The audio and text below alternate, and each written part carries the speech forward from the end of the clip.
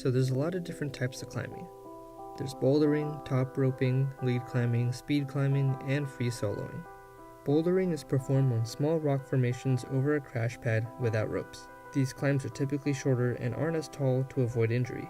Top roping has the climber attached to a rope that runs to an anchor system at the top of the climb, and then back down to a belayer at the foot of the climb. Lead climbing is similar to top roping, but the rope doesn't run all the way to the top of the climb. Instead, the belayer has to feed the rope to the climber, and the climber has to clip into quick draws as he or she climbs the route. Speed climbing is pretty self-explanatory. Going with him, he's on a half lead. The Ukrainian's going to become world champion. He's going to become world champion. Look at the time. Free soloing is just absolutely ridiculous. You climb without a harness and no ropes. Okay, so about 2 summers ago, my friend Matt took me to a small underground bouldering gym in Taipei. Matt was quite an experienced climber. He would guide me on climbs saying things like, match that jug above your right shoulder and heel hook this foothold here. I had no idea what he was talking about, so he gave me a crash course on climbing. First, there's the grading. This determines the difficulty of the problem. The scale starts from VB and currently goes all the way up to V17. VB being the easiest and V17 being the hardest. Even within the grades themselves there are differences. Some V3s are harder than other V3s, and that can depend on how long the climb is, how far apart the holds are, and the holds themselves. And there are many different holds. Jugs, slopers, crimps, pockets, volumes, edges, and pinches.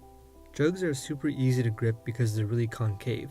You can usually curl many fingers over them, and sometimes you can even hold one with 2 hands. Like right here, these are all jugs. Otherwise, there's no way I could do all this. The other holds are a little more difficult. With slopers, there isn't much to grip onto. You have to try and keep your body weight below the rock and rely on the friction between your hand and the hold. Also, you'll notice I often do little jumps when I climb because many holds are out of reach for me. Climbers who are taller or have better technique can probably do these statically.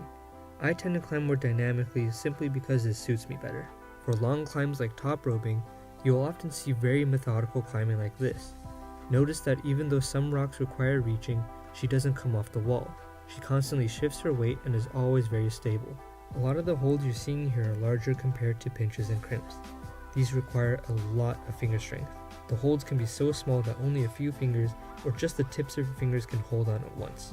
These holds aren't even that small, they're mini jugs, and I'm struggling a lot because my arms fatigue so quickly. Climbers have to train for this. They will do a lot of exercises just for their grip strength. Climbers often use what's called a campus board. People who are crazy strong can do this like it's nothing. This was me about a year ago trying one that probably had about an inch of depth on each rung. Although I did it, it wasn't very controlled.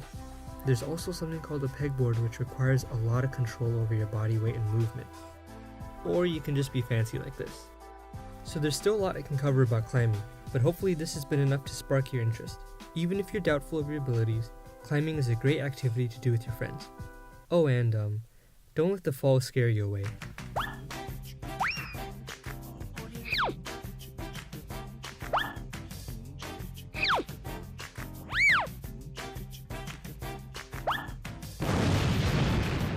Thanks for watching.